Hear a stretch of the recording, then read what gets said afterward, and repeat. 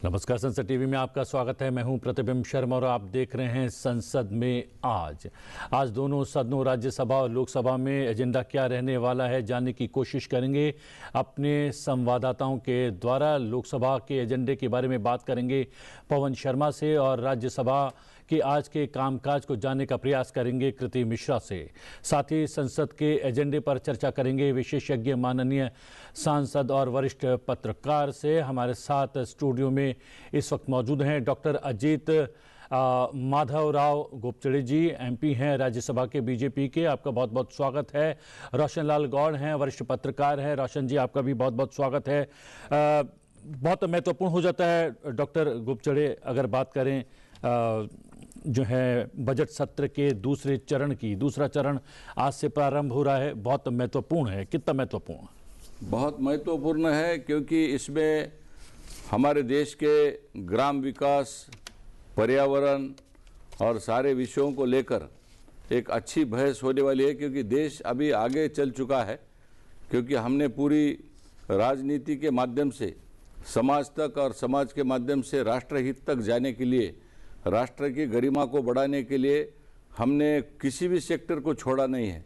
इस देश के पंतप्रधान माननीय नरेंद्र भाई मोदी जी के नेतृत्व में 2014 से जो कुछ गतिविधि होती जा रही है, इसमें सरकार की यशस्विता काफ़ी बड़ी है और इसके माध्यम से हम सारे क्षेत्र में स्वयंभू होते जा रहे हैं।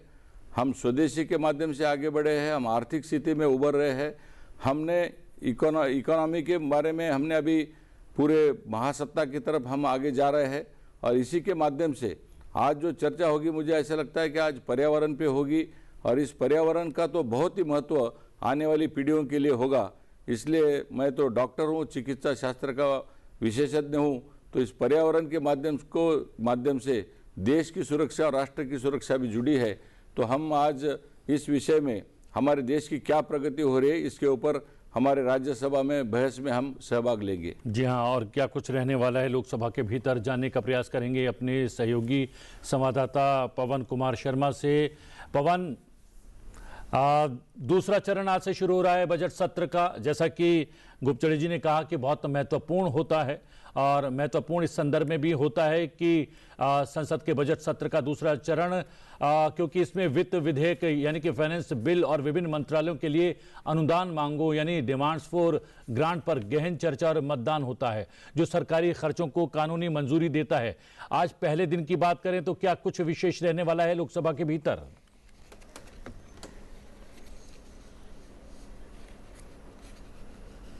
प्रतिबिंब, बजट सत्र का दूसरा चरण जैसा आपने बताया कि आज शुरुआत हो रही है, बहुत महत्वपूर्ण है। और महत्वपूर्ण इसलिए है क्योंकि इसमें जो है सारी चीज़ें हैं। आज जो है एक रेजोल्यूशन भी है महत्वपूर्ण लोकसभा स्पीकर को लेकर, उसको लेकर भी, और जो विदेश मंत्री हैं वो भी अपनी बात रखेंगे। पर प्रतिबिंब, जो शुरुआत होती है लोकसभा में, तो वो आज जो है ओबचुरी रेफरेंसेस से शुरुआत होगी। निधन संबंधी उल्लेख की बात है। एक सिटिंग एमएलए, जो सिटिंग एमपी जो है शिलोंग मेघालय के, डॉक्टर रिकी एंड्रयू जे सिनकॉन, उनका निधन हो गया था 19 फरवरी को हार्ट अटैक से। वो फुटबॉल खेल रहे थे वहाँ शिलोंग में और उनका सिटिंग एमपी हैं। तो ये विशेष बात है। और विशेष बात ये भी है कि संसद टीवी के साथ मैंने ही उनके साथ इंटरव्यू किया था आपके सांसद के तहत। बहुत अच्छे एक प्रोफेसर थे इकोनॉमिक्स के और बहुत एक voice of the people party है मेघालय में, जो वहाँ के जो लोगों ने उनको चुना था, उस पार्टी को पहली बार समर्थन दिया था, उसके वो सांसद थे। तो बहुत उनका देहांत हो गया और उसके समेत जो पूर्व सांसद हैं जिनका अलग अलग लोकसभाओं में जो रहे हैं, उनके प्रति सबसे पहले श्रद्धांजलि दी जाएगी। उसके बाद प्रश्नकाल रहता है प्रतिबिंब, जैसे है 20 प्रश्न, महत्वपूर्ण प्रश्न सभी के सभी। और उसके बाद जो है स्टेटमेंट ऑफ मिनिस्टर में आज जो है विदेश मंत्री जो है एस जयशंकर जो है वो अपना स्टेटमेंट देंगे। और ये सारा स्टेटमेंट जो है वो जो वेस्ट एशिया में जो सिचुएशन है प्रतिबिंब, हम सभी जानते हैं कि जो युद्ध चल रहा है ईरान के बीच में, इजराइल और अमेरिका जो है उनके बीच में जो युद्ध चल रहा है, उसको लेकर जो है भारत की स्थिति भी और उसका ब्रीफ करेंगे जो है विदेश मंत्री एस जयशंकर, क्योंकि हम सब जानते हैं कि 28 जो फरवरी को अटैक कर दिया था ईरान पर और वहाँ के जो सुप्रीम लीडर थे अली खामेनी, उनकी हत्या हो गई थी, उनको मार दिया गया था अमेरिका और इजराइल की तरफ से। उसके बाद वहां विद्रोह हुआ और ईरान ने जो है यूएस की जितनी एम्बेसी है पास पड़ोस में, चाहे दुबई की बात हो, यूओबी हो, लेबनान में हो, और जो पड़ोसी देश है लगभग 8-9 देशों में जो यूएस बेस थे उन पे आक्रमण किया। इजराइल पे भी उन्होंने रिटेलिएट किया और युद्ध का आज वो 10वां दिन है। इसको लेकर क्योंकि हम सभी जानते हैं कि ईरान के पास तेल भंडार भी है, तो तेल की कीमतों में जो है वो वृद्धि हो रही है। तो 100 जो है वो बैरल की तरफ बढ़ गया है, जो रेट है उसके कच्चे तेल के जो रेट है लगातार बढ़ रहे हैं क्योंकि उधर से सप्लाई की चेन जो है वो रुकी है। तो इस महत्वपूर्ण मुद्दे पे, क्योंकि इसका असर जो है भारत में भी दिखाई दे रहा है, प्रतिबिंब एलपीजी के जो दाम हैं सिलेंडरों के वो भी बड़े हैं इसमें सरकार की तरफ से, और बाकी देशों पर भी असर पड़ा है, इसका पूरे विश्व पे ही असर पड़ रहा है। तो ये महत्वपूर्ण मुद्दा है, इस पर विदेश मंत्री अपनी बात रखेंगे, अपनी स्टेटमेंट के जरिए भारत की स्थिति भी रखेंगे और वेस्ट एशिया की स्थिति को लेकर भी सभी सांसदों को ब्रीफ करेंगे। उसके बाद प्रतिबिंब जो महत्वपूर्ण है आज जो है, जैसा हम सभी जानते हैं कि लोकसभा स्पीकर ओम बिरला के जो खिलाफ है विपक्ष 118 सांसदों ने बात रखी थी कि वो विपक्ष को बोलने का मौका नहीं दे रहे हैं। उनका ये आरोप था कि एलओपी को नहीं बोलने दिया जा रहा है। साथ ही जो महिला सांसदों के उनकी भी बात है, सांसदों के निलंबन को लेकर भी बात है, उसको लेकर जो है रेजोल्यूशन जो है लोकसभा में लिस्टेड है आज संकल्प के जरिए। और ये जो विपक्षी सांसद हैं डॉक्टर मोहम्मद जावेद, कोडिकुनिल सुरेश और डॉक्टर मल्लू रवि, ये कांग्रेस के तीनों सांसद हैं प्रतिबिंब, उनकी तरफ से जो ये संकल्प है ये इस पे लिस्टेड है लोकसभा में डिस्कशन के लिए। और इसमें लेकिन पवन सबसे महत्वपूर्ण ये है चूंकि बजट सत्र का ही ये दूसरा हिस्सा है, दूसरा चरण है, इसमें फाइनेंस बिल को लेकर या डिमांड्स फॉर ग्रांट्स पर गहन चर्चा और मतदान होता है। इस संदर्भ में ये सत्र इस सत्र का चरण बहुत महत्वपूर्ण हो जाता है।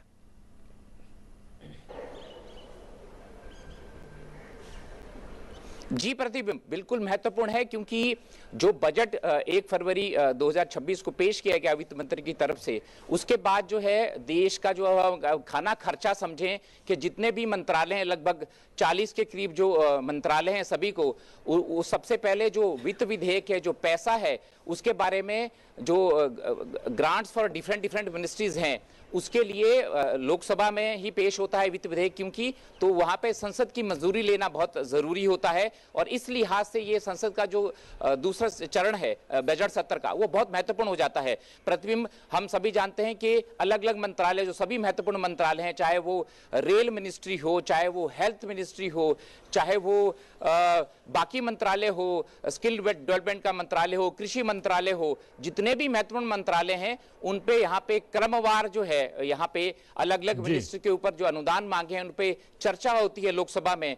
सभी जो विभिन्न दल है वो अपनी बात रखते हैं सभी के सभी, और इसके जरिए फिर मंत्रालय को आवंटन होता है। उसमें सुधार के लिए भी चीजें आती है विपक्षी सांसदों की तरफ से कि ये इसमें जोड़ा जाए, या इस पे कृषि अगर मंत्रालय की बात हो तो उसमें अलग अलग जो सांसद है अपनी बात रखते हैं कि इसमें आवंटन जो है जोड़ा जाना चाहिए। और उसके बाद आवंटन के बाद जो है इस पे डिस्कशन होने के बाद सभी मिनिस्ट्री के बाद इसके बाद ही एलोकेशन होती है। वित्त मंत्रालय जो है अलग अलग मंत्रालयों को बजट जो है वो जारी करता है। यानी कि बजट सत्र का दूसरा चरण जो कि आज से शुरू हो रहा है, पवन, बहुत ही महत्वपूर्ण है। जानकारी उपलब्ध करवाने के लिए बहुत बहुत धन्यवाद।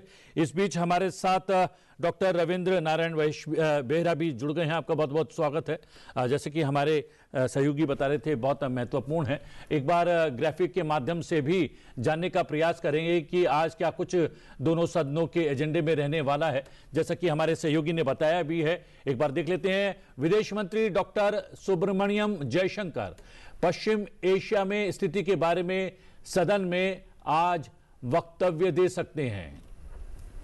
लोकसभा अध्यक्ष के विरुद्ध अविश्वास प्रस्ताव से संबंधित संकल्प सदन में पेश किया जाएगा। गृह मंत्रालय में राज्य मंत्री नित्यानंद राय मणिपुर राज्य के संबंध में राष्ट्रपति द्वारा 4 फरवरी 2026 को संविधान के अनुच्छेद 356 के खंड 2 के अधीन जारी की गई उद्घोषणा की एक प्रति सभा पटल पर रखेंगे। पर्यावरण, वन और जलवायु परिवर्तन मंत्रालय के कार्यकरण पर चर्चा होगी।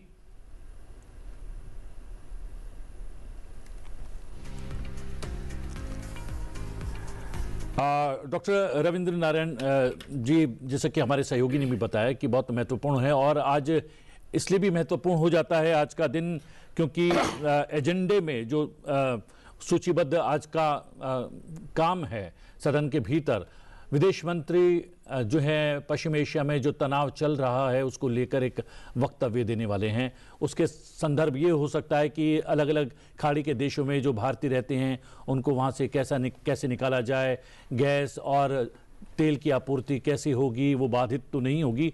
ये तमाम बिंदु हैं जिस पर शायद आज वक्तव्य देने वाले हैं विदेश मंत्री। कितना महत्वपूर्ण? ये तो बहुत महत्वपूर्ण है क्योंकि अभी इंटरनेशनल जो पॉलिटिक्स चल रहा है, इंटरनेशनल रिलेशन जो चल रहा है, सबसे वाइटल पोजीशन है भारत, क्योंकि पूरा वर्ल्ड दो भाग में डिवाइड हो गया। एक पश्चिम देश सब है, अमेरिका, इजराइल, उसका अलाइड यूरोपियन कंट्री भी कुछ कुछ सपोर्ट दिया, उसका पीछे सब कंट्री है। दूसरा तरफ ईरान है, ईरान का पीछे बैकग्राउंड में जो है सब जानता है, चाइना, रशिया उसका बैकग्राउंड सपोर्ट देता है जो फ्रंट में नहीं आ रहा है। फिर जितना सब पॉलिटिकल इक्वेशन है आप देखिए, अभी डिवाइड हो गया, religion base and other base में डिवाइड हो गया। लेकिन एक ही महत्वपूर्ण है, मध्य एशिया में जो चल रहा है, ईरान उसका सहयोगी कंट्री को अटैक कर रहा है। यूएई हो, दुबई हो, सऊदी अरब हो, ये सब सहयोगी कंट्री जिसका डर था भारत का, सब टाइम भारत का ऊपर ऐसे दबाव डालता, आप कोई भी मुस्लिम कंट्री को अटैक करेगा तो सब मुस्लिम 57 मुस्लिम कंट्री यूनाइट हो जाएंगे। बस इस वार में दिखाई नहीं दे रहा है जे कौन अटैक करेगा, कौन सपोर्ट देगा, दिखाई नहीं, अपना अपना से लड़ाई कर रहा है। ये एक न्यू पॉलिटिकल इक्वेशन अभी निकला, जो नेतन्याहू का जो अटैक हुआ, अमेरिका का जो अटैक ईरान पर है।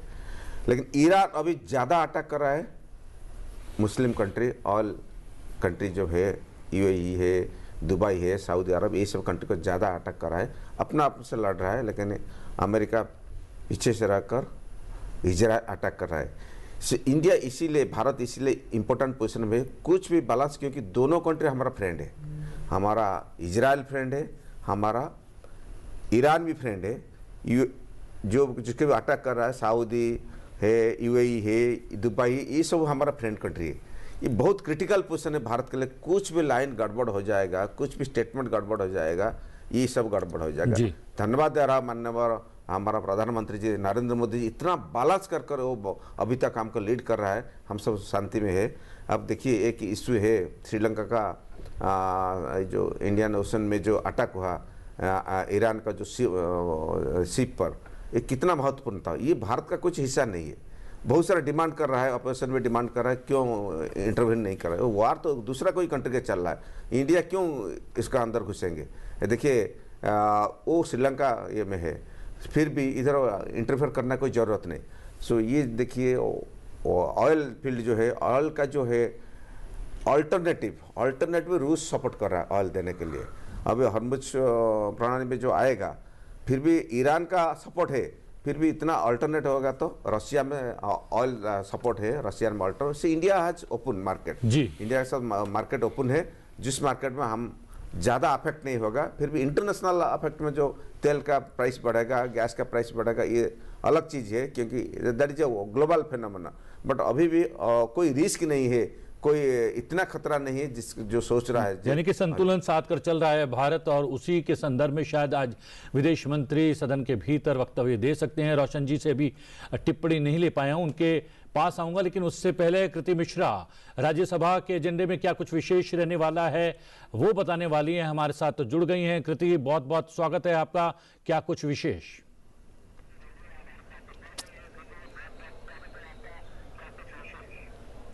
जी हाँ प्रतिबिंब, जैसा कि हम जानते हैं कि बजट सेशन का सेकंड पार्ट आज उसका आगाज हो रहा है, और राज्यसभा के अगर एजेंडे की बात करें तो सबसे पहले नजर डालते हैं आज का जो फॉर्मल बिजनेस है। देखिए सबसे पहले ऑब्जेक्टरी रेफरेंसेस हैं जो पूर्व सदस्य रहे हैं सदन के। आपके पास वापस लौटेंगे। प्रधानमंत्री नरेंद्र मोदी एक वेबिनार को संबोधित कर रहे हैं, बजट पूर्व के प्रावधानों को लेकर ये वेबिनार है, क्या कुछ कह रहे हैं एक बार सुन लेते हैं। बजट घोषणाओं के इम्प्लीमेंटेशन के लिए इन विषयों से जुड़े सभी एक्सपर्ट्स, पॉलिसी मेकर्स और स्कॉलर्स, एंटरप्रेन्योर्स और मेरे युवा साथी, आप सभी के विचार और सुझाव बहुत अहम है। मैं आप सभी का इस चौथे बजट वेबिनार के इस सत्र में स्वागत करता हूं, अभिनंदन करता हूं। साथियों, भारत आज प्रिवेंटिव और होलिस्टिक हेल्थ के लिए एक विशाल विजन पर काम कर रहा है। पिछले कुछ वर्षों में देश का हेल्थ इंफ्रास्ट्रक्चर मजबूत हुआ है। सैकड़ों जिलों में नए नए मेडिकल कॉलेज खुल गए हैं। आयुष्मान भारत योजना, आरोग्य मंदिरों के माध्यम से स्वास्थ्य सेवाओं की पहुंच गांव-गांव तक बढ़ाई गई है। हमारे योग और आयुर्वेद पूरी दुनिया में पॉपुलर हो रहे हैं। आप सभी इसके विभिन्न पहलुओं पर संवाद अवश्य करेंगे, लेकिन एक अहम विषय जिसका मैं जिक्र करना चाहूंगा वो है केयर इकोनॉमी। आने वाले दशक में देश में सीनियर सिटीजन्स की संख्या तेजी से बढ़ेगी।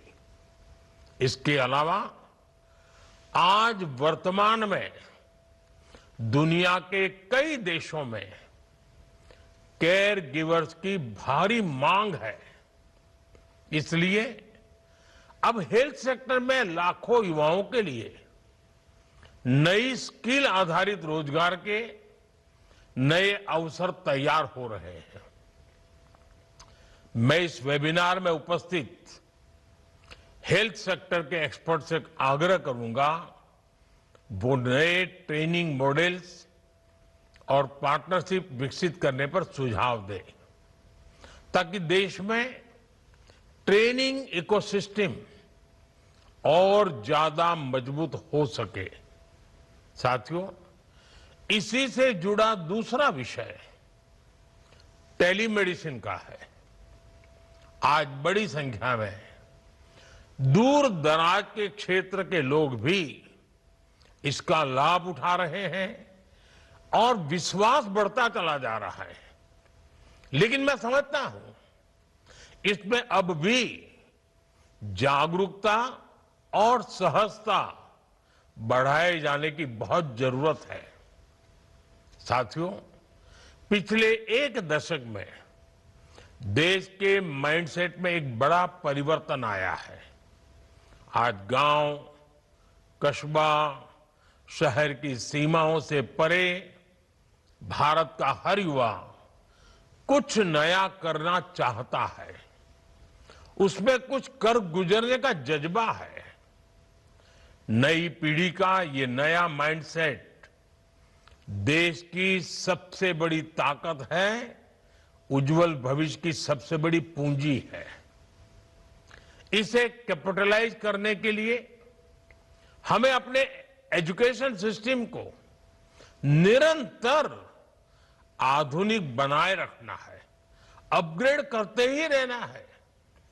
नई एजुकेशन पॉलिसी ने इसके लिए जरूरी बेस तैयार कर दिया है।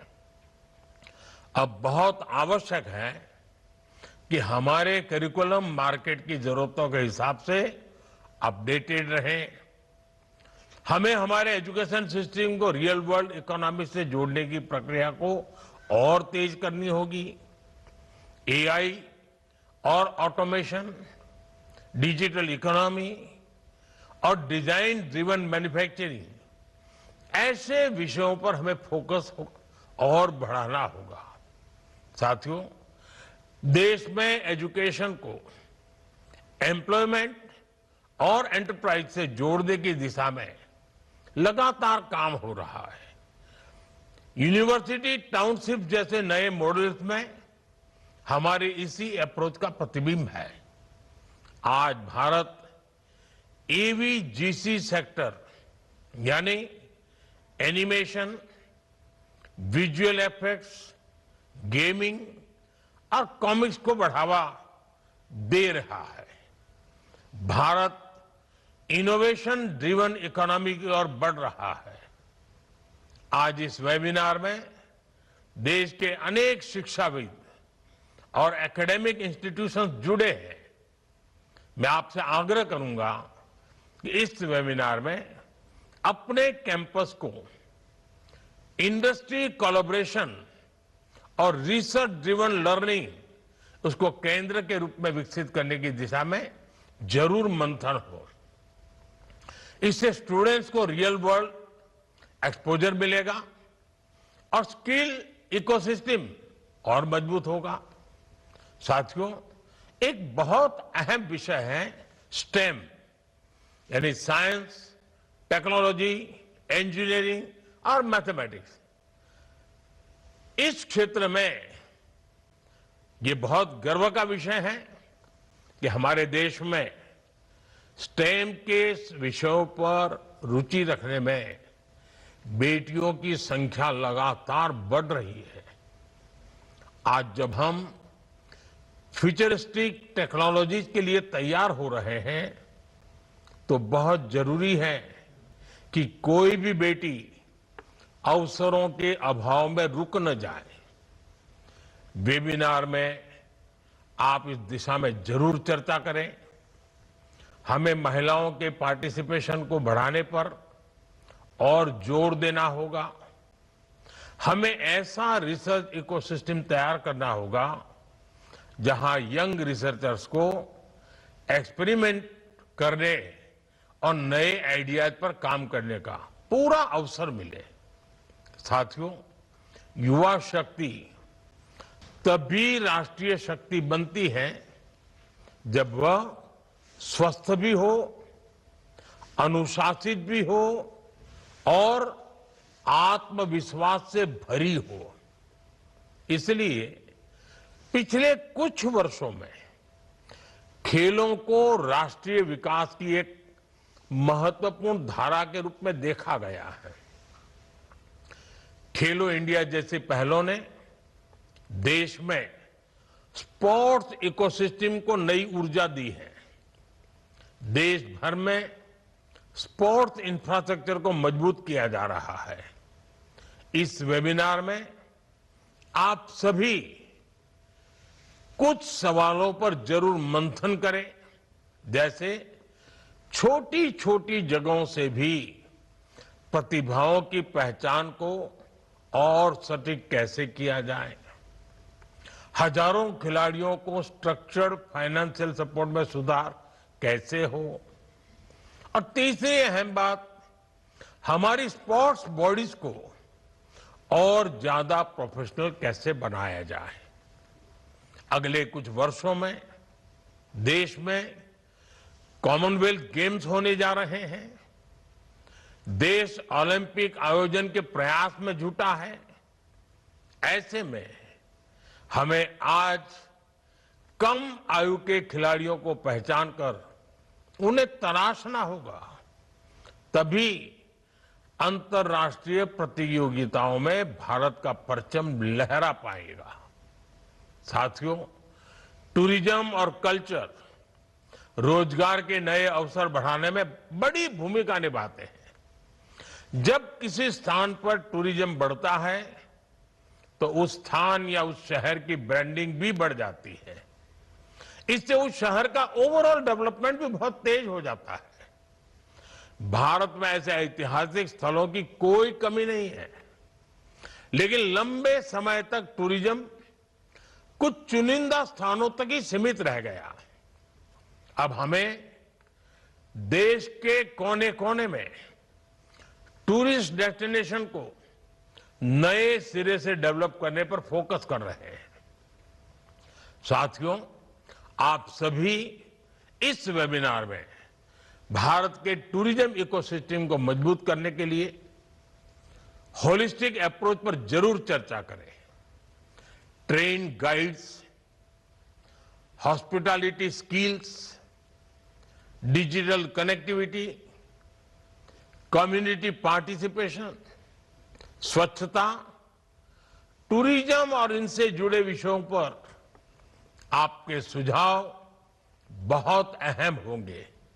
साथियों, जब इंस्टीट्यूशंस, इंडस्ट्री, एकेडेमिया मिलकर काम करते हैं तो परिवर्तन की गति तेज हो जाती है। बजट के बाद वेबिनार की जो ये सीरीज हुई है, मुझे विश्वास है उससे आने वाले समय के लिए ठोस दिशा मिलेगी। ऐसे ही प्रयासों से विकसित भारत की नींव और मजबूत होगी। और साथियों, ये बड़ा सुखद अनुभव है कि वेबिनार की परंपरा के कारण पोस्ट बजट और खास करके इंप्लीमेंटेशन का मुझे जो बताया गया कि इस वर्ष लाखों की तादाद में लोग जो इन विषयों से जुड़े हुए हैं, एक्सपर्ट भी हैं, उसके लाभार्थी भी हैं, उसकी व्यवस्था से जुड़े हुए हैं, यानी एक प्रकार से जो लोग ड्राइविंग फोर्स हैं वे सभी लोग बड़ी सक्रियता के साथ वेबिनार में जुड़े। हमारे अफसर मुझे बता रहे थे कि बहुत उत्तम सुझाव आ रहे हैं, बहुत प्रैक्टिकल सुझाव आ रहे हैं, यानी एक प्रकार से समस्याओं का समाधान ही नहीं, नई ऊर्जा, नई गति के साथ आगे बढ़ने का हौसला भी देखने को मिलता है। मैं कहता हूं कि वेबिनार का बहुत ही सुखद अनुभव है। इसमें हिस्सा लेने वाले सभी वेबिनार में जिन जिन लोगों ने हिस्सा लिया है सब अभिनंदन के अधिकारी हैं, धन्यवाद के पात्र हैं। एक बार फिर आप सभी को बहुत बहुत शुभकामनाएं, बहुत बहुत धन्यवाद। नमस्कार। जी हाँ, वेबिनार करते हुए बजट के प्रावधानों को लेकर और बातचीत करते हुए प्रधानमंत्री नरेंद्र मोदी और हमारे साथ 3 विशेषज्ञ यहाँ पर उपस्थित हैं। रोशन लाल गौर जी, आपसे बात नहीं हो पाई है, आज का दिन कितना महत्वपूर्ण है दोनों सदनों के संदर्भ में? देखिए, आज बजट सत्र का दूसरा चरण शुरू हो रहा है और दूसरे चरण में मुख्यतः एक तो अनुदान मांगे पास होती हैं और एक फाइनेंस बिल फिर अंत में पास होता है। तो अनुदान मांगों पर एक परंपरा है कि 4 मंत्रालयों पर राज्यसभा में चर्चा होगी और 4 मंत्रालयों पर लोकसभा में चर्चा होगी और उसके बाद फिर गिलोटिन होता है, तो फिर अनुदान मांगे पास हो जाती है। जैसे आज राज्यसभा में पर्यावरण मंत्रालय को लेकर चर्चा शुरू हो जाएगी और आज लोकसभा में भी एक चर्चा होनी थी, लेकिन आज लोकसभा में जो अपोजिशन ने एक प्रस्ताव दिया है लोकसभा अध्यक्ष के खिलाफ, उस पर आज चर्चा होनी है और उस चर्चा में आज ही उसकी वोटिंग हो जाएगी। तो आज ये उस प्रस्ताव के बाद फिर कल से फिर लोकसभा में अनुदान मांगों पर चर्चा शुरू हो जाएगी। तो चूंकि ये बजट सत्र है, तो बजट सत्र का मुख्य उद्देश्य होता है कि हमारा जो बजट है वो पास हो जाए। उसके 3 चरण होते हैं। पहला चरण पास हो चुका है, दूसरा चरण अनुदान मांगों का होता है और तीसरा चरण जो वित्त विधेयक है, फाइनेंस बिल है, वो पास होता है। और फिर उसके बाद चूंकि 1 अप्रैल से नया साल शुरू हो जाता है, नया वित्त वर्ष शुरू हो जाता है, तो सरकार की जो स्कीमें हैं, जो सरकार को खर्च करना होता है, उसकी शुरुआत हो जाती है। इससे पहले जब ये मई में बिल बजट पास होता था तो उसको मंत्रालयों को मिलते मिलते जुलाई अगस्त का समय निकल जाता था, फिर उसमें बरसात हो जाती थी और फिर वो अक्टूबर नवंबर में जाके काम शुरू होता था। तो इस बार जब से ये मोदी सरकार आई है तब से ये काम अच्छा हुआ कि मार्च में ही बजट पास हो जाता है और अप्रैल में जैसे ही नया साल शुरू होता है वैसे ही सबको बजट का हिस्सा मिल जाता है, तो अप्रैल से ही काम करना शुरू हो जाता है। तो उसी परंपरा को निभाते हुए बजट का जो दूसरा चरण है ये खत्म हो जाएगा और उसके बाद फिर नई सरकार के लिए काम शुरू होगा। जी हाँ, और आमतौर पर देखा गया है कि कोई घटनाक्रम देश में या विदेश में होता है तो उस पर वक्तव्य देने की डिमांड की जाती है विपक्ष की तरफ से। यहाँ पर डिमांड करने से पहले ही पहला ही दिन है आज सत्र का, और आज ही जो है जो खाड़ी देशों में तनाव बना हुआ है उसको लेकर वक्तव्य देने वाले हैं विदेश मंत्री, वो कितना महत्वपूर्ण? वो बहुत महत्वपूर्ण है। इसलिए महत्वपूर्ण है कि ईरान पर जो वार जो चल रहा है ईरान इजराइल और यूएसए के बीच में, उसके कारण 16 देश तो ऐसे जो सीधे तौर पर प्रभावित हैं, लेकिन पूरी दुनिया इससे प्रभावित हुई है। और जैसे आज आपने देखा होगा कि ईरान के जो तेल भंडार हैं उन पर भी बम विस्फोट हुए हैं और उसके कारण जगह जगह आग लगी है। तो अभी जो होर्मुज़ रास्ता है जो जलडमरों से सप्लाई होती थी, वो सारा सप्लाई चेन टूट गई है। तो पूरी दुनिया में इस वक्त तेल की, एलपीजी की जो सप्लाई है वो प्रभावित हो रही है। भारत में भी जो आज लेटेस्ट इंफॉर्मेशन है कि 100 बैरल जो क्रूड ऑयल है, ब्रेंट क्रूड है, उसका $100 पर बैरल हो गया है। तो इसका मतलब है कि भारत में भी तेल की कीमतें बढ़ने वाली है और एलपीजी की सप्लाई उससे बाधित होगी। लेकिन रूस से हम लगातार ले रहे हैं और अभी भी वो रास्ता बना हुआ है।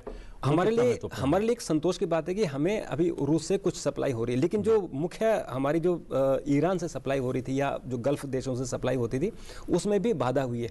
तो उसके कारण जो प्रोपेन है, ब्यूटेन है, उसकी सप्लाई कम होने से कुछ ऐसे जो कारखाने हैं जो प्रोपेन से या ब्यूटेन से चलते थे वो अभी प्रभावित हुए हैं। जैसे सिरेमिक इंडस्ट्री है या टाइल्स बनाने वाली कंपनियाँ, वो कारखाने हैं, वो इससे प्रभावित हुए हैं।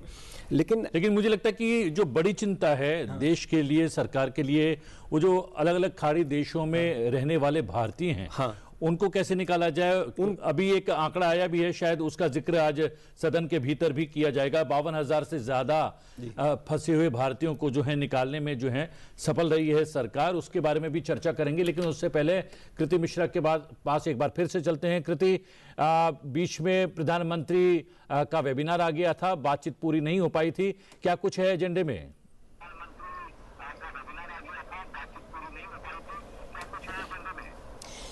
जी हाँ प्रतिबिंब, जैसा कि हम राज्यसभा के एजेंडे की बात कर रहे थे, तो सबसे पहले फॉर्मल बिजनेस पर नजर डाल लेते हैं। सबसे पहले ऑब्चुरी रेफरेंस है, जो फॉर्मर मेंबर्स रहे हैं राज्यसभा के, HK दुआ साहब हो, मुकुल रॉय साहब हो या फिर जनार्दन वाग्मिरे, उनको ऑब्चुरी रेफरेंसेस, उनको श्रद्धांजलि दी जाएगी। इसके अलावा अगर हम फॉर्मल बिजनेस की बात करें तो पेपर्स लेड पर अगर नजर डालें तो Suresh Gopi ministry of petroleum and natural gas के लिए पेपर ले करेंगे, Satish Chandra Dubey ministry of mines, Tokhan Sahu ministry of housing and urban affairs, इसके अलावा Murali Mohol ministry of civil aviation, इन मंत्रालयों को लेकर पेपर ले किए जाएंगे। इसके अलावा एक बेहद अहम इंफॉर्मेशन आज सदन में रखी जाएगी। जैसा कि हम जानते हैं कि 13 फरवरी 2025 को एक प्रोक्लेमेशन इशू किया गया था राष्ट्रपति जी के द्वारा आर्टिकल 356 के तहत, जिसमें प्रेसिडेंट रूल का प्रावधान था मणिपुर के लिए, वो अब it has ceased to exist. 4 फरवरी 2026 से जो भी उसके अंडर पावर्स थे वो अब खत्म हो चुके हैं। हम सब जानते हैं कि 13वें मुख्यमंत्री मणिपुर के वो बन चुके हैं। तो अब ये बहुत इंपॉर्टेंट इंफॉर्मेशन आज सदन को दी जाएगी। इसके अलावा अगर हम प्रश्नकाल की बात करें तो कुछ मंत्रालयों पर नजर डाल लें, civil aviation, coal, defence, housing and urban affairs, MSME, mines, minority affairs, इन सारे मंत्रालयों को लेकर सवाल पूछे जाएंगे। और अगर कुछ अहम सवालों पर नजर डालें तो utilization for smart city mission, इसके अलावा जो सूखा क्षेत्र है उसके लिए इरिगेशन के क्या प्रावधान किए जा रहे हैं सरकार की तरफ से, क्योंकि आने वाले सीजन में जिसकी और ज़्यादा ज़रूरत पड़ेगी। इसके अलावा अगर हम कुछ प्रश्नों पर नजर डालें तो इम्पैक्ट असेसमेंट स्वच्छ भारत ग्रामीण का क्या रहा है, और साथ ही साथ ग्रिड स्टेबिलिटी और एनर्जी स्टोरेज मैंडेट क्या है, इन सभी मुद्दों को लेकर सवाल किए जाएंगे। और अगर हम सेकेंड हाफ पर नजर डालें, जो बिजनेस है राज्यसभा का, discussion on the working of ministry of environment, forest and climate change. देखिए प्रतिबिंब, हम जानते हैं कि बजट सेशन में बजट के साथ साथ डिमांड फॉर ग्रांट्स जो मंत्रालय के होते हैं वो पेश किए जाते हैं। इसके अलावा रीसेस में जो departmentally related parliamentary standing committees हैं वो इनको एग्जामिन करती हैं और बाद में इस पर लोकसभा में वोट होता है। ये है लोकसभा का प्रोसीजर। लेकिन राज्यसभा में एक कन्वेंशन है कि किस तरह से मंत्रालयों पर डिस्कशन किया जाए जिस पर ये सारी बातें आए। तो आज हमको बेहद अहम चर्चा ये सुनने को राज्यसभा में मिल सकती है। जी विदेश मंत्री वक्तव्य देने वाले हैं, वो क्या राज्यसभा के भीतर भी कोई स्टेटमेंट उनका आने वाला है गल्फ कंट्रीज के भीतर जो तनाव व्याप्त है उसको लेकर? जी हाँ, एक्सपेक्टेड है। जी हाँ, एक्सपेक्टेड है आज फर्स्ट हाफ में ये बेहद ही इंपॉर्टेंट स्टेटमेंट सरकार की तरफ से आएगा कि वेस्ट एशिया में जो कॉन्फ्लिक्ट है उस पर किस तरह से सरकार ने नजर रखी है और कैलिब्रेटेड अप्रोच क्या है भारत सरकार का। इस बेहद महत्वपूर्ण मुद्दे पर आज एक्सपेक्ट किया जा सकता है कि सदन में सुओ मोटो स्टेटमेंट आएगा। जी, प्रतिबिंब, बहुत बहुत धन्यवाद कृति हमारी सहयोगी बता रही थी क्या कुछ राज्यसभा के भीतर रहने वाले हैं। पर्यावरण पर चर्चा होने वाली है बजट के संदर्भ में, कितना महत्वपूर्ण, आपने भी इस बिंदु को उठाया। 2430 का बजट 2012-13 में था। प्रधानमंत्री मोदी जी के नेतृत्व में 3759 करोड़ का वो हो गया है। और खास करके मैं प्रधानमंत्री 759 करोड़ 3759 करोड़ जी 46 लाख जी 46 करोड़ जी। इतना ये हुआ है बढ़कर, माने 2430 से हम 3759.46 करोड़ तक हम आ चुके हैं। और इसमें ये सजावट नहीं है, ये संरक्षण है, ये ज़रूरत है। और सबसे मेन बात है नेशनल क्लीन एयर प्रोग्राम, जिसके माध्यम से हमारे तकरीबन 2025 तक 1600 निगरानी स्टेशन हमारे बनेंगे। हमारे इस क्लीन एयर प्रोग्राम के माध्यम से हमने वायु प्रदूषण जो नियंत्रण है उसमें भी 1091 करोड़ का प्रावधान भी हुआ है। हमारी इकोलॉजी जो डिप्लोमेसी है इसके माध्यम से 2014 में 26 रामसर स्थल थे उसको 98 कर दिया गया है। हमारा अभी वन क्षेत्र का जो शुद्ध वार्षिक वन क्षेत्र वृद्धि में दुनिया में हम तीसरे स्थान पर हम है। हम सिर्फ केवल जंगल नहीं बचा रहे हैं, हम नगर वन योजना के माध्यम से 654 करोड़ की लागत से 620 शहरी वन परियोजना की मंजूरी दी गई है। और बाघों की संख्या भी बढ़ती जा रही है। इसके माध्यम से अभी मोदी जी ने जो, माननीय प्रधानमंत्री जी ने जो बोला है हेल्थ सेक्टर के बारे में, तो हेल्थ सिक्योरिटी का भी इसके साथ देखा गया है, क्योंकि पर्यावरण का संबंध ये हेल्थ सिक्योरिटी के साथ आता है। हमारे माननीय प्रधानमंत्री जी ने एक पेड़ माँ के नाम इस अभियान के तहत 2025 के अंत तक उनके आह्वान पर 262.4 करोड़ से अधिक पौधे लगाए जा चुके हैं। ये भी एक बहुत बड़ा अभियान हुआ है और तकरीबन 6 करोड़ अधिक लोगों ने इसमें भाग लिया है। और इसके माध्यम से मोदी जी का जो मंत्र है जनशक्ति से जल शक्ति और जनशक्ति से वन शक्ति, इसलिए माननीय प्रधानमंत्री जी का जो विजन है उसके माध्यम से हम पर्यावरण, वन और जलवायु जो मंत्रालय है उसके माध्यम से पट्टे भी हमारे 15 से 16 लाख पट्टे वितरित किए गए थे। अभी 25 लाख पट्टे जो है हमारे अभी टाइटल जिसको हम बोलते हैं वो भी किए जा रहे हैं। Biotechnology for economy, environment and employment, इसके माध्यम से भी मंजूरी दी गई है। तो इस माध्यम से जैव अर्थव्यवस्था हो, हमारा पर्यावरण हो, वन विभाग हो, जलवायु हो, इसके माध्यम से सारे शहरों का वायु प्रदूषण जो नियंत्रित करने का जो सोच है, जो नीति है, वो सक्षमता से आगे बढ़ रहा है ऐसे मुझे लगता है। और ये जो एक पेड़ माँ के नाम जो संदेश दिया गया है, हर भारतीय ने अपने माँ के नाम से पेड़ लगाकर इस वायु प्रदूषण को नियंत्रण में लाने के लिए सारे भारतीय गर्व से प्रधानमंत्री जी के पीछे इस अभियान में सहभागी हुए हैं। इसका मैं माननीय प्रधानमंत्री जी का मन से तहे दिल से अभिनंदन करना चाहता हूं। रोशन जी, सबसे महत्वपूर्ण ये है कि तकनीक को भी समाहित किया गया है, ड्रोन्स वगैरह को भी जो है उस पर भी कितना खर्चा होगा उसको भी तय किया गया है।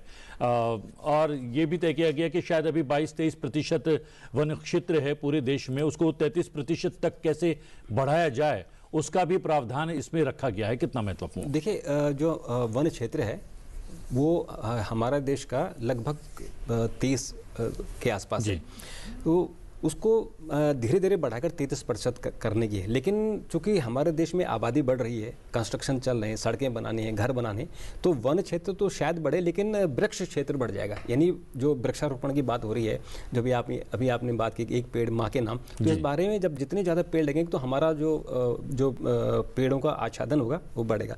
लेकिन इस मंत्रालय की चर्चा इसलिए महत्वपूर्ण है कि आज हम पानी, हवा और जल, जमीन और जंगल तीनों से हम लोग जूझ रहे हैं। क्लाइमेट चेंज की इतनी बड़ी प्रॉब्लम आ गई है कि हमको सांस लेने में दिक्कत हो रही है, और ग्लोबल वार्मिंग जो हो रही है, जो हमारे ग्लेशियर पिघल रहे हैं, इन सब पर चर्चा होनी बहुत ज़रूरी है कि हम इनको कैसे प्रोटेक्ट करें, कैसे बचाएं।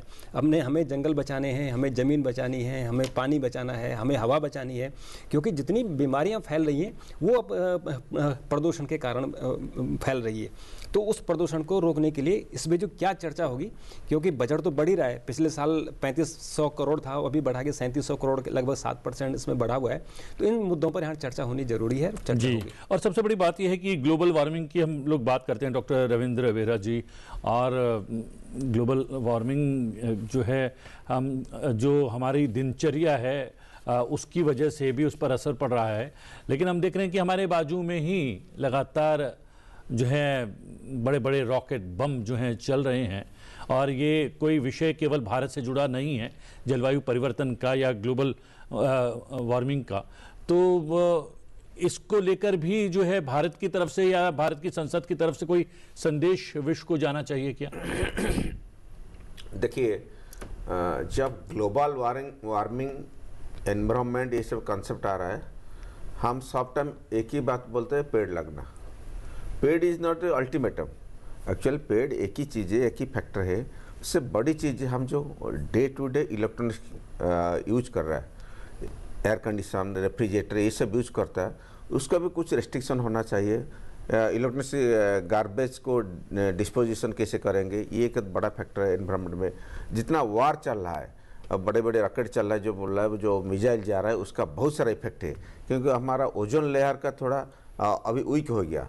ओजोन लेयर को वीक जो हो गया, उसको बैलेंस करने के लिए हमारे एनवायरनमेंट को संतुलित होना चाहिए। एनवायरनमेंट को संतुलित होना चाहिए। एक स्थान पर आप जो पेड़ लगाएंगे, एक वृक्षारोपण जो बोलता है उसको करेंगे।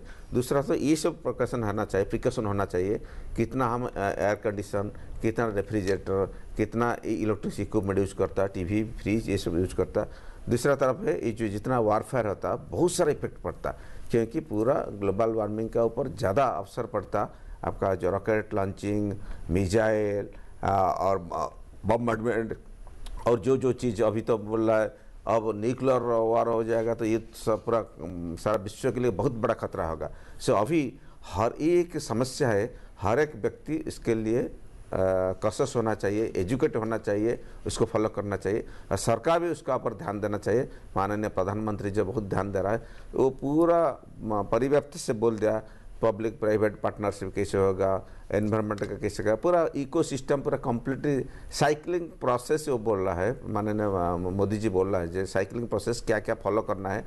लेकिन ग्लोबल को, सारा विश्व को, विश्व शांति के लिए जो हम बोलता है, पीस होगा तो environmental peace and physical peace, ये दोनों होना चाहिए। सो इसीलिए जो रॉकेट जा रहा है, जो वार चल रहा है, उसमें पीस होना चाहिए। सारा भारत, सारा देश को, सारा दुनिया का सब देश को ऐसे संदेश दे रहा है जो वार से ह्यूमन बींग के लिए, ग्लोबल वार्मिंग के लिए बहुत बड़ा खतरा है। जी हाँ, क्योंकि आप दोनों माननीय सांसदों को संसद की कार्रवाई में सम्मिलित होने के लिए जाना है। गुप्चड़ी जी, आप कुछ कहना चाहेंगे पर्यावरण के संदर्भ में, एक टिप्पणी?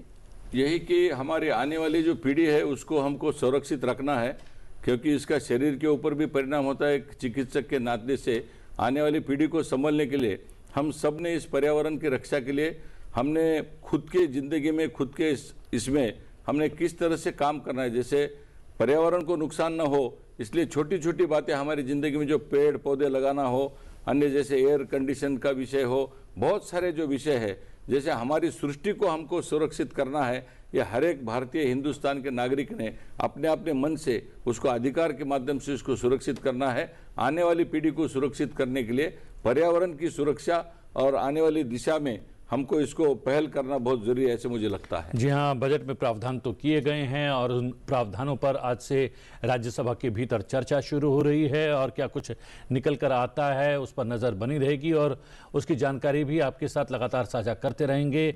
डॉक्टर रविंद्र नारायण बेहरा जी आपका, डॉक्टर अजीत गुप्चड़ी जी आपका, और रोशन जी आपका बहुत बहुत धन्यवाद। लोकसभा की शुरुआत प्रश्नकाल से होगी। आइए जानते हैं आज लोकसभा में प्रश्नकाल के दौरान किन मंत्रालयों से संबंधित कौन से तारांकित प्रश्न पूछे जाएंगे। जहीराबाद तेलंगाना से भारतीय राष्ट्रीय कांग्रेस के सांसद सुरेश कुमार शेटकर वित्त मंत्री से सवाल करेंगे कि क्या सरकारी बैंकों ने आम नागरिकों द्वारा बैंक खातों में न्यूनतम शेष धनराशि नहीं रखे जाने के कारण उनसे 8,000 करोड़ रुपए से अधिक की धनराशि एकत्रित की है। यदि ऐसा है तो तत्संबंधी ब्यौरा क्या है?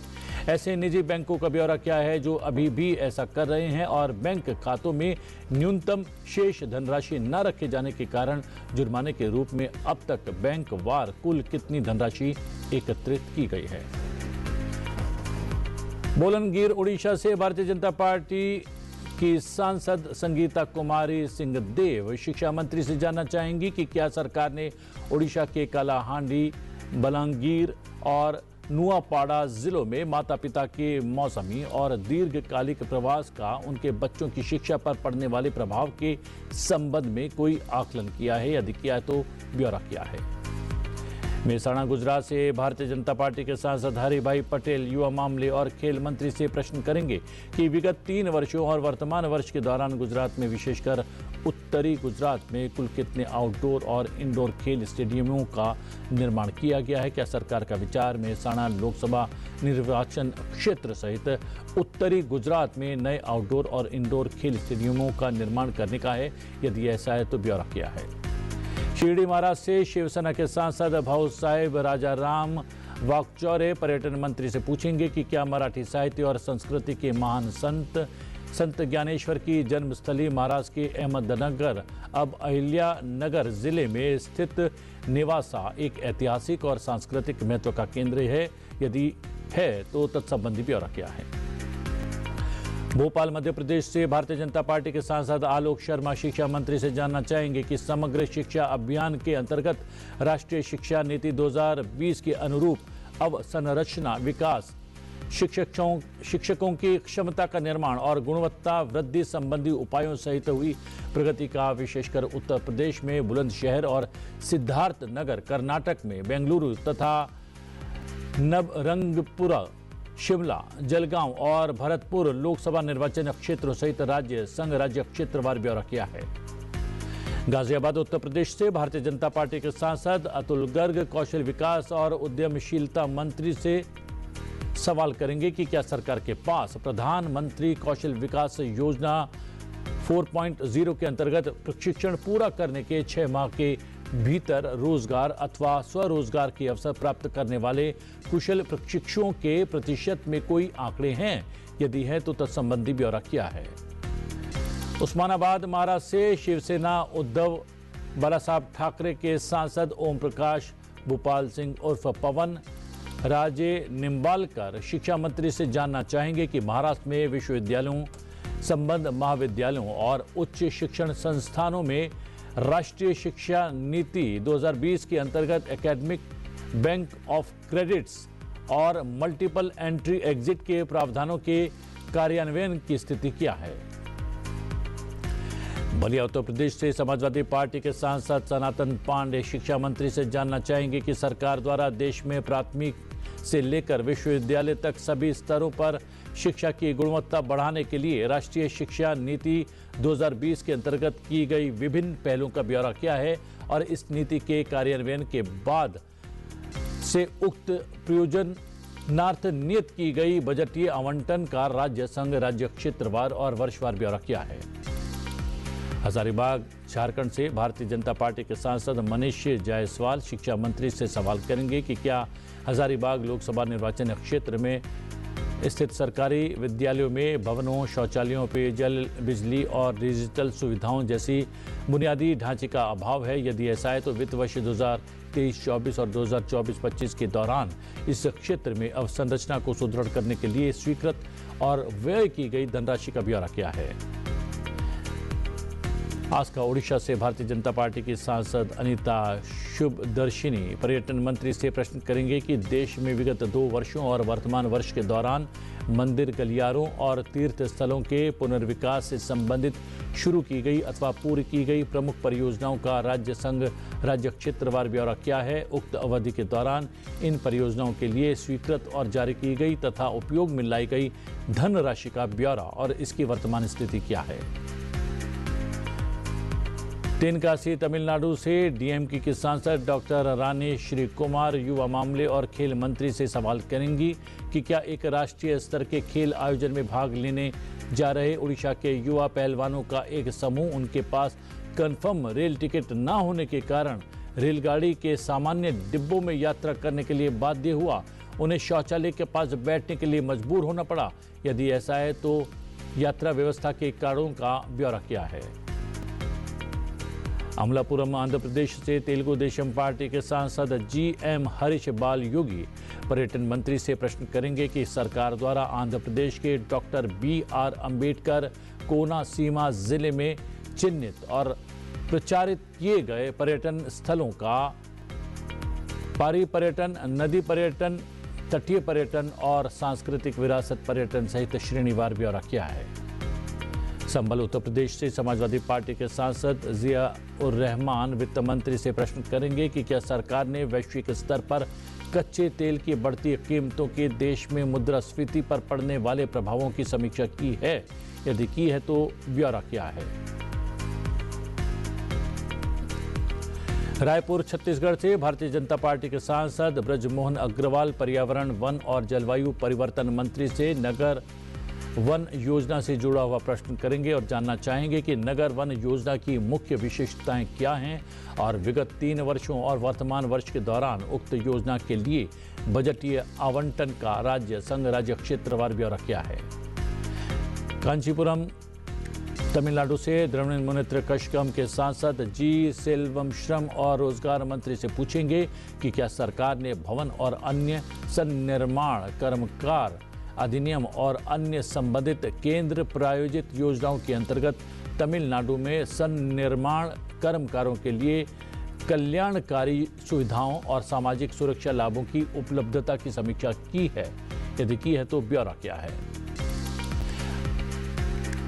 राज्यसभा में आज नागर विमानन मंत्रालय से 5 प्रश्न, जल शक्ति मंत्रालय से 4 प्रश्न, आवासन और शहरी कार्य मंत्रालय से 3 प्रश्न, सूक्ष्म लघु और मध्यम उद्यम मंत्रालय, अल्पसंख्यक कार्य मंत्रालय और विद्युत मंत्रालय से एक प्रश्न पूछे जाएंगे। डालते हैं आज पूछे जाने वाले कुछ चुनिंदा प्रश्नों पर एक नजर। आंध्र प्रदेश से तेलुगु देशम पार्टी के सांसद मस्तान राव यादव बीड़ा के प्रश्न जल शक्ति मंत्रालय से, उनका प्रश्न है क्या सरकार सूखा प्रवण क्षेत्रों में सिंचाई परियोजनाओं के विकास के लिए कोई विशेष वित्तीय सहायता प्रदान कर रही है, यदि कर रही है तो विगत 3 वर्षों के दौरान सूखा प्रवण क्षेत्र में विशेष सिंचाई परियोजनाओं के लिए प्राप्त और अनुमोदित परियोजना प्रस्तावों की संख्या का राज्यवार और जिलावार ब्यौरा क्या है, विशेष रूप से आंध्र प्रदेश राज्य के लिए। उत्तर प्रदेश से भारतीय जनता पार्टी की सांसद संगीता यादव का प्रश्न अल्पसंख्यक कार्य मंत्रालय से, उनका प्रश्न है क्या छात्रवृत्ति संवितरण में पारदर्शिता, दक्षता और समयबद्धता में सुधार लाने के लिए एकीकृत वक्फ प्रबंधन, सशक्तिकरण, दक्षता और विकास पोर्टल की प्रभावशीलता का मूल्यांकन करने हेतु कोई आकलन किया गया है, यदि किया गया है तो ब्यौरा क्या है। आंध्र प्रदेश से YSRCP के सांसद S निरंजन रेड्डी का प्रश्न नागर विमानन मंत्रालय से, क्या ये सच है कि भारत में प्रति 10 लाख जनसंख्या पर केवल 0.11 विमानपतन है, जबकि यह आंकड़ा संयुक्त राज्य अमेरिका में 47.35 और चीन में 0.39 है, जैसा कि आर्थिक सर्वेक्षण 2026-27 में बताया गया है। यदि हाँ तो सरकार इस बात से सहमत है कि विमानपतन की इतनी कम संख्या क्षेत्रीय संपर्क, हवाई यात्रियों की संख्या में वृद्धि और संभार तंत्र दक्षता में बाधा डालती है। केरल से भारतीय कम्युनिस्ट पार्टी मार्क्सवादी के सांसद डॉक्टर V शिवादासन का प्रश्न आवासन और शहरी कार्य मंत्रालय से, उनका प्रश्न है केंद्र सरकार द्वारा स्मार्ट सिटी मिशन के अंतर्गत इसकी स्थापना से अब तक वर्षवार कुल कितनी निधि आवंटित की है, उक्त मिशन के अंतर्गत अप्रयुक्त रही अथवा व्यापगत हो गई निधि, यदि कोई है तो वर्षवार ब्यौरा क्या है। आंध्र प्रदेश से युवाजन श्रमिक रायतू कांग्रेस पार्टी के सांसद गोला बाबूराव का प्रश्न सूक्ष्म लघु और मध्यम उद्यम मंत्रालय से। उनका प्रश्न है, अनुसूचित जाति अनुसूचित जनजाति उद्यमियों के लिए कार्यान्वित की जा रही राष्ट्रीय अनुसूचित जाति अनुसूचित जनजाति हब योजना के उद्देश्य और लक्ष्य क्या है? क्या ये सच नहीं है कि सरकार ने सूक्ष्म एवं लघु उद्यम हेतु सार्वजनिक प्रपण पत्र नीति के अंतर्गत अनुसूचित जाति अनुसूचित जनजाति से संबंधित सूक्ष्म एवं लघु उद्यमों से 4% खरीद अनिवार्य की है? ओडिशा से भारतीय जनता पार्टी के सांसद सुजीत कुमार का प्रश्न, विद्युत मंत्रालय से सरकार पिन्नापुरम और टिहरी जैसी पंप भंडारण परियोजनाओं की समय पर शुरुआत सुनिश्चित करने और राज्य के साथ भूमि और जल आवंटन के समन्वय के लिए क्या कदम उठा रही है?